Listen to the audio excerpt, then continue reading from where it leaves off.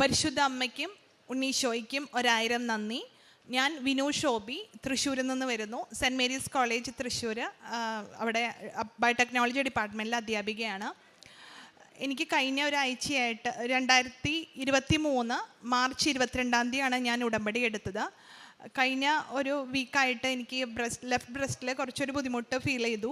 നോക്കിയപ്പോൾ അവിടെ ഒരു അടിയിലായിട്ടൊരു ലംബ് ഫോം ചെയ്തു. അത്യാവശ്യം വലിപ്പമുള്ളൊരു ലംബ് തന്നെയായിരുന്നു.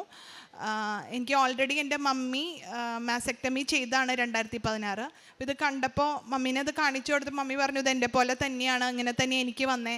അപ്പോൾ ഇങ്ങനെ വീട്ടിലാകെ എല്ലാവർക്കും ഭയങ്കര സങ്കടമായി, അസ്വസ്ഥ. പക്ഷേ മോള് എനിക്ക് ഉടമ്പടി തൈലവും ഉപ്പും തേച്ച് ഞങ്ങൾ പ്രാർത്ഥിച്ചുകൊണ്ടിരുന്നു. സൺഡേ ഒരു മോർണിംഗ് ഒക്കെ ആകുമ്പോഴേക്കും അത് നന്നായി കുറഞ്ഞായിരുന്നു. സൺഡേ അങ്ങനെ ഞങ്ങൾ ഉച്ചയ്ക്ക് ജപമാല ചൊല്ലി പ്രാർത്ഥിച്ചുകൊണ്ടിരിക്കുമ്പോൾ ഒന്ന് കണ്ണടഞ്ഞു പോയി. ആ സമയത്ത് പരിശുദ്ധ അമ്മ വിമലഹൃദയ രൂപത്തിലുള്ള പരിശുദ്ധ അമ്മ ഞങ്ങൾ സ്റ്റെയർ കേസ് ഇറങ്ങി 2 ചൂലായിട്ട് വന്നിങ്ങനെ അടിച്ചു വാരുന്നൊരു ദൃശ്യമാണ് കണ്ടത്. അപ്പോൾ തന്നെ ഞാൻ പറഞ്ഞു മമ്മി ഇത് കുറയും, ഇത് ഇങ്ങനെ പേടിക്കേണ്ടതൊന്നും ആയിരിക്കില്ല. ഓൾറെഡി ഞാൻ ഫോളോ അപ്പിലായിരുന്നു. മമ്മിക്ക് ഫാമിലി ഹിസ്റ്ററി ഉള്ള കാരണം എനിക്ക് ഒരുപാട് സിസ്റ്റർ ഓൾറെഡി ഉണ്ടായിരുന്നു. ഈ ട്യൂസ്ഡേ ഞാൻ ഡോക്ടറെ കണ്ടു. അപ്പോൾ ഡോക്ടറെ കണ്ടപ്പോൾ തന്നെ നോക്കി അത് കുഴപ്പമുള്ളതല്ല, ബാക്കി സിസ്റ്റുകളൊക്കെ ഒന്ന് നോക്കാമെന്ന് പറഞ്ഞ് മെമോ ചെയ്തു. മെമോയിൽ മുൻപത്തെ സിസ്റ്റുകളൊക്കെ അങ്ങനെ തന്നെ ബിനൈൻ ഫോമിൽ തന്നെയാണ്, പേടിക്കേണ്ടതൊന്നുമില്ല എന്ന് പറഞ്ഞു. അപ്പോൾ അമ്മയ്ക്ക് 1000 നന്ദി. രണ്ടാമത് കഴിഞ്ഞ ഒക്ടോബറിൽ ഞാൻ സപ്പോട്ട കഴിച്ചു. സപ്പോട്ട പെട്ടെന്ന് ഒരു കഷ്ണം എടുത്തിട്ട് കഴിച്ചു. അതിൽ സീഡ് ഉണ്ടായിരുന്നു, അത് അറിഞ്ഞില്ല.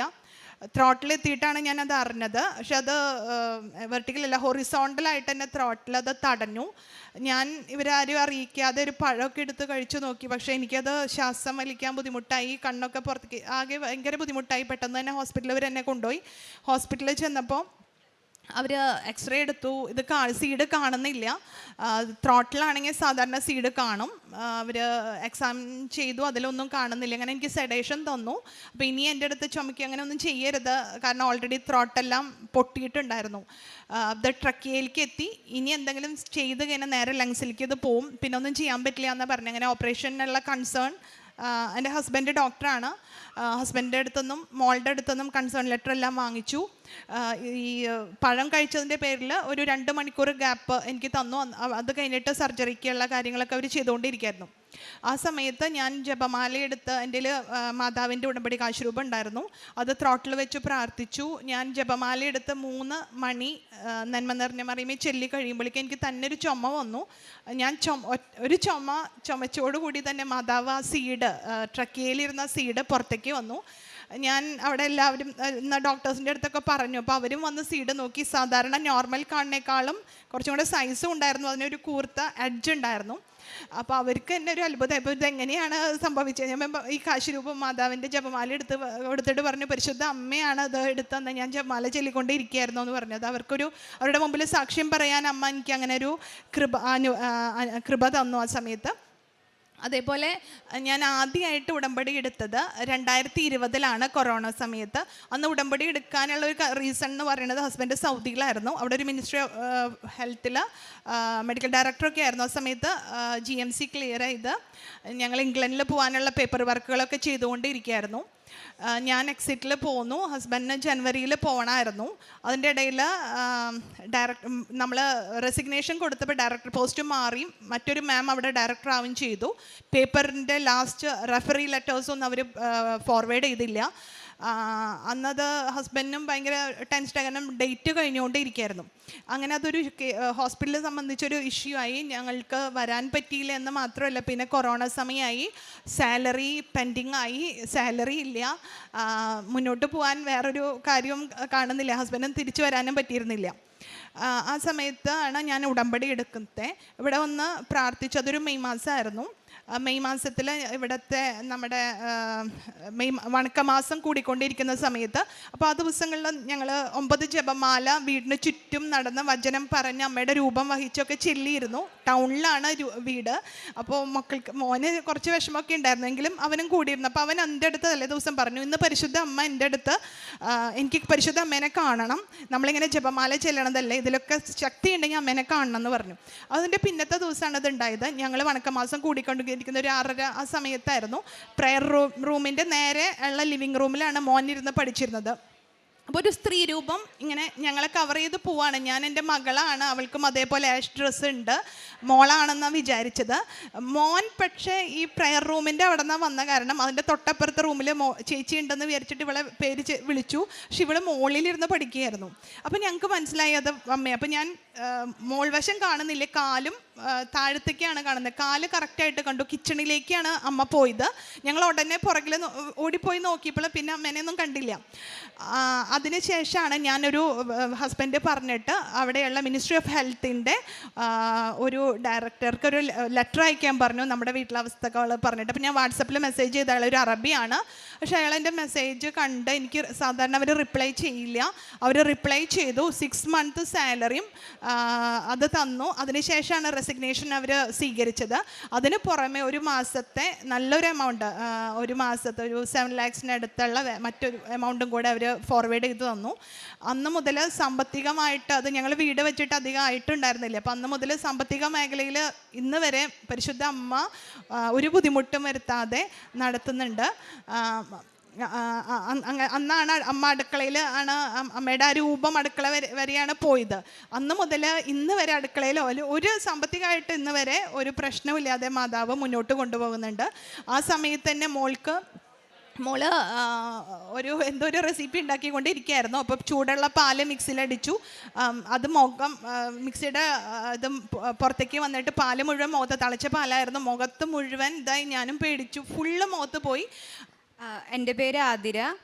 ഞാൻ കൊറോണ സമയത്ത് ഒരു കാപ്പിയുടെ ഒരു റെസിപ്പി ആയിരുന്നു. അപ്പോൾ അതിൽ പാല് തിളപ്പിക്കാതെ കഴിഞ്ഞിട്ട് മിക്സിയിൽ അടിക്കാമെന്നാണ് പറയുക. അപ്പോൾ ഞാൻ ആ ഒരു കൊറോണയിൽ എന്താ പറയുക, ഫുൾ ടൈം ഒന്നും ചെയ്യാനില്ല. അപ്പോൾ അങ്ങനെ ഒരു മൂഡിലായിരുന്നു. അപ്പോൾ ഞാൻ ശരിക്കും റെസിപ്പി സീരിയസ് ആയിട്ട് വായിച്ചിട്ടുണ്ടായിരുന്നില്ല.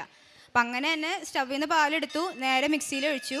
അപ്പോൾ ഞാൻ ഗ്ലാസ് വയ്ക്കുന്ന ആളാണ്. അപ്പോൾ എൻ്റെ ഐ ലെവലാണ് മിക്സിയുള്ളത്. അപ്പോൾ മുഖം ഫേസ് ചെയ്തിട്ട് മിക്സി നിൽക്കണേ. അപ്പോൾ ഓൾറെഡി എനിക്ക് മിക്സി അടിക്കാൻ ഭയങ്കര പേടിയുള്ള ഒരാളാണ്, സൗണ്ട് കാരണം.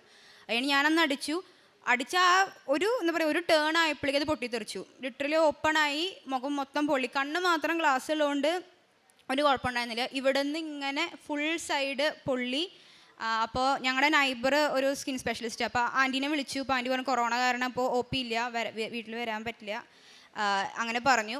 അത് കഴിഞ്ഞിട്ട് പിന്നെ ഒന്നും ചെയ്യല്ലേ. 2-3 ദിവസം ഇങ്ങനെ കുറച്ച് നേരം ആകുമ്പോഴേക്കും ഇവിടുന്ന് അങ്ങനെ എന്താ പറയുക, പൊടിഞ്ഞ് പോണ പോലെ ഫുള്ളി റെഡായി. പിന്നെ അതൊരു ഡാർക്ക് ബ്രൗൺ പോലെയായി. പിന്നെ അങ്ങനെ പൊടിഞ്ഞ് പോണ പോലെയായി. അപ്പോൾ അമ്മ ഉടമ്പടി തൈലം കൊണ്ട് തന്നെ തേച്ച് തന്നു. ഞങ്ങൾ പ്രാർത്ഥിച്ചു. അങ്ങനെ 3 ദിവസം ആയപ്പോഴേക്കും പതുക്കെ ആ സ്കിൻ പോയി. ഇപ്പോൾ അത് പുതിയ സ്കിൻ പോലെ വന്നു. ഒരു പാടും ഇല്ലാണ്ട് മാതാവിനെ അനുഗ്രഹിച്ചു. മാതാവിന് ഒത്തിരി നന്ദി. ഒരുപാട് അത്ഭുതങ്ങൾ അമ്മ ഞങ്ങളുടെ ജീവിതത്തിൽ, ഒരുപാട് എൻ്റെ ഓർമ്മ വെച്ച നാൾ മുതൽ അമ്മയോട് വലിയ ഭക്തിയുള്ള ആളാണ് ഞാൻ. അപ്പോൾ ഒരുപാട് അത്ഭുതങ്ങൾ ചെയ്തിട്ടുണ്ട്. അതേപോലെ തന്നെ ഞാനൊരു ഹാർട്ട് പേഷ്യൻറ്റും കൂടെ. എനിക്ക് വാൽവിന് കംപ്ലയിൻ്റ് ഉള്ളതാണ്. കഴിഞ്ഞ 1.5 വർഷമായിട്ട് ഏകദേശം ഈ ഒരു 23-ൽ ഉടമ്പടി എടുത്തേ പിന്നെ ഇന്ന് വരെ അങ്ങനെ ഒരു ബുദ്ധിമുട്ടോ കിതപ്പോ ഒന്നും എനിക്കില്ല. അതിനുശേഷം എടുത്ത എക്കോലൊക്കെ ബുദ്ധിമുട്ടൊന്നുമില്ല, നോർമലായിക്കൊണ്ടിരിക്കുകയാണ്. എനിക്ക് 4 വാൽവിനും കംപ്ലയിൻ്റ് ഉണ്ടായിരുന്നു. പൾമണറി വാൽവിന് കുറച്ച് കൂടുതലൊക്കെ ആയിരുന്നു. കാരണം ശ്വാസം വലിക്കാനും നടക്കാനും ഒക്കെ ഭയങ്കര ബുദ്ധിമുട്ടായിരുന്നു. അതൊക്കെ മാറി ഇപ്പോൾ ഒരു മൈട്രൽ വാൽവിൻ്റെ മാത്രമാണ് ഒരു ചെറിയ ബുദ്ധിമുട്ടുള്ളൂ. ബാക്കിയെല്ലാം സുഖപ്പെട്ടു. ഇതിന് പുറമെ 2 സാക്ഷ്യങ്ങളും കൊണ്ട് ഉണ്ടായിരുന്നു. അത് കംപ്ലീറ്റ് ആയിട്ടില്ല. എനിക്ക് ഉറപ്പുണ്ട് പരിശുദ്ധ അമ്മ വീണ്ടും എന്നെ അതും കൂടെ കംപ്ലീറ്റ് ആയി ഇവിടെ വന്ന് സാക്ഷ്യപ്പെടുത്താം. അമ്മയുടെ പ്രത്യക്ഷീകരണത്തിൻ്റെ സാക്ഷ്യം പറയാൻ അനുവദിക്കും എന്ന് എനിക്ക് ഉറച്ച വിശ്വാസമുണ്ട്. ഇതുവരെയും എൻ്റെ ജീവിതത്തിൽ നൽകിയ എല്ലാ അനുഗ്രഹത്തിനും പരിശുദ്ധ അമ്മയ്ക്ക് 1000 നന്ദി. അതോടൊപ്പം എൻ്റെ ഉടമ്പടി ജീവിതം, അച്ഛൻ്റെ ഉടമ്പടി ധ്യാനങ്ങൾ കാണാറുണ്ട്. ഞാൻ പറഞ്ഞു ആദ്യമായിട്ട് ഞാൻ ഉടമ്പടി എടുത്ത സമയത്തൊന്നും അത്ര വിശ്വാസം ഈ ക്ലാസ്സിനോടൊന്നും എനിക്കൊരു തമാശ രൂപത്തിലൊക്കെ ഞാൻ കണ്ടിരുന്നത്. പക്ഷെ ഇപ്പോൾ ഞാൻ ആ ധ്യാനം കാണുന്നത് വളരെ ആഗ്രഹത്തോടെ. കാരണം ഓരോ പ്രാവശ്യം ഓരോ ക്ലാസ്സിലും അച്ഛനിൽ നിന്ന് ഒരു ആത്മീയമായിട്ട് ഒരു പുതിയ ബോധ്യങ്ങൾ ഓരോ ക്ലാസ്സിലും ലഭിക്കുന്നുണ്ട്. ഞാൻ അച്ഛനെ ഓർത്ത് എല്ലാ ദിവസവും അച്ഛനെ വിശുദ്ധ ബലിയിൽ ഞാൻ സമർപ്പിക്കാറുണ്ട്. അച്ഛനെ ഓർത്ത് ദൈവത്തിന് നന്ദി പറയുന്നു. ഒരുപാട് ബോധ്യങ്ങൾ അതിലൂടെ ലഭിക്കുന്നുണ്ട്. അതേപോലെ കാരുണ്യ പ്രവർത്തികൾ അത് അർഹതപ്പെട്ടവരെ ദൈവം എനിക്ക് വെളിപ്പെടുത്തി തന്നെ തരാറുണ്ട്. അപ്പോൾ സാമ്പത്തികമായിട്ട് സഹായിക്കാൻ എന്നെ കൊണ്ട് പറ്റുന്ന വിധത്തിലൊക്കെ ഞാൻ ഇതുവരെയും ചെയ്തു പോയിട്ടുണ്ട്. അതേപോലെ ഉടമ്പടി പത്രം ഞാൻ എൻ്റെ കോളേജിലുള്ള സ്റ്റുഡൻസിനും, കൃപാസന പത്രം കോളേജിലുള്ള സ്റ്റുഡൻസിനും ക്രൈസ്തവർക്ക് പുറമെ അക്രൈസ്തവർക്കും കൊടുക്കാറുണ്ട്. എൻ്റെ 2-3 സ്റ്റുഡൻസൊക്കെ വന്ന് ഇവിടെ ഉടമ്പടി എടുത്തിട്ടുണ്ട്. അവർ പറയാറുണ്ട് ഒരു കുട്ടിക്ക് ഉണ്ടായ സൗഖ്യത്തെക്കുറിച്ചൊക്കെ ആ കുട്ടി വന്ന് പറഞ്ഞിരുന്നു.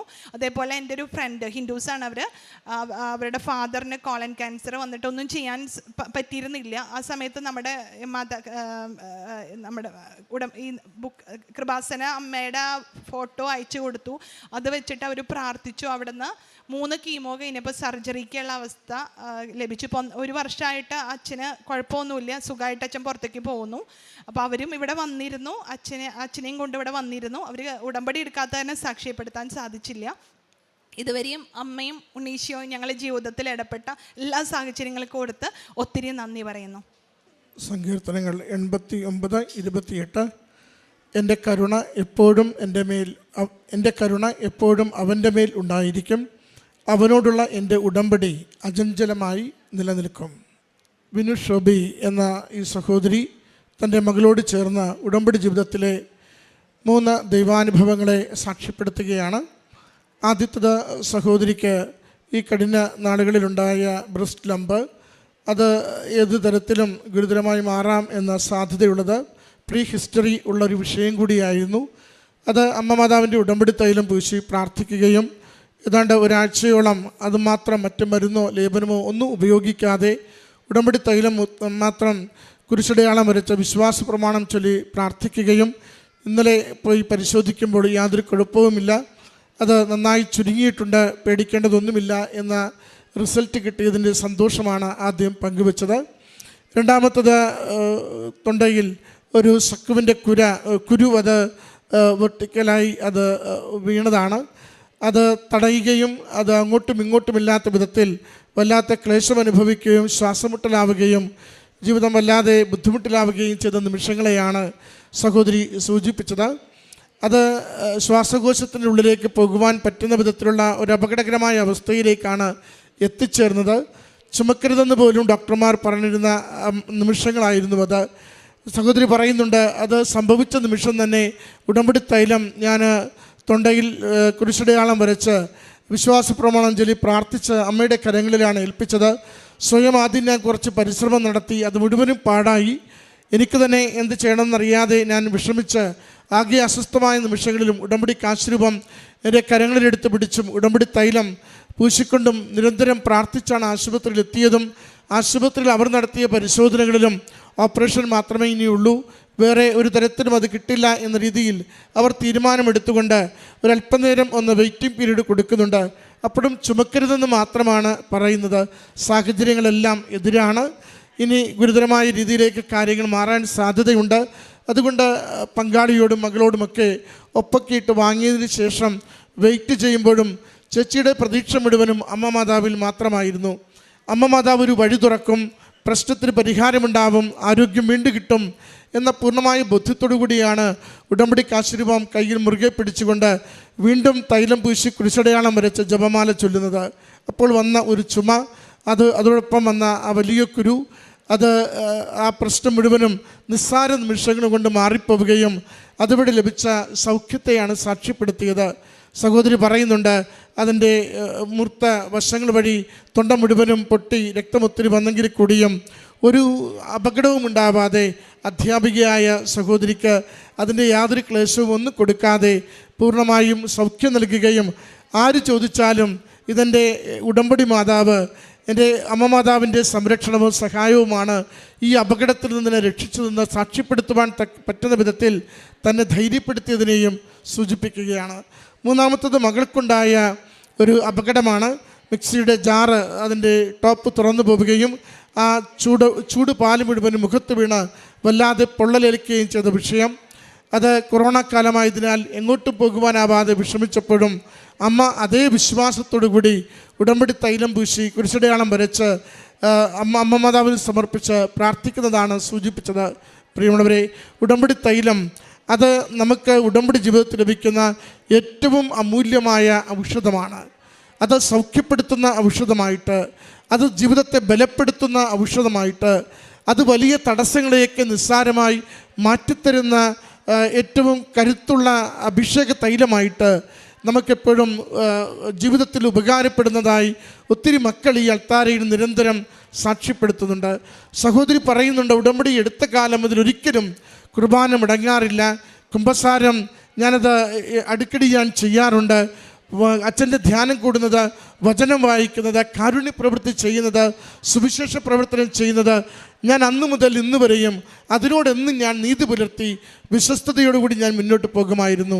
അതുകൊണ്ട് വിശ്വസ്തനായ ദൈവം അവൻ ചെയ്ത ഉടമ്പടി ഏത് സമയത്തും ഏത് അപകടാവസ്ഥയിലും അവനത് സ്മരിക്കുകയും നമുക്കത് അനുഗ്രഹത്തിന് കാരണമാക്കി മാറ്റുകയും ചെയ്യുന്നു.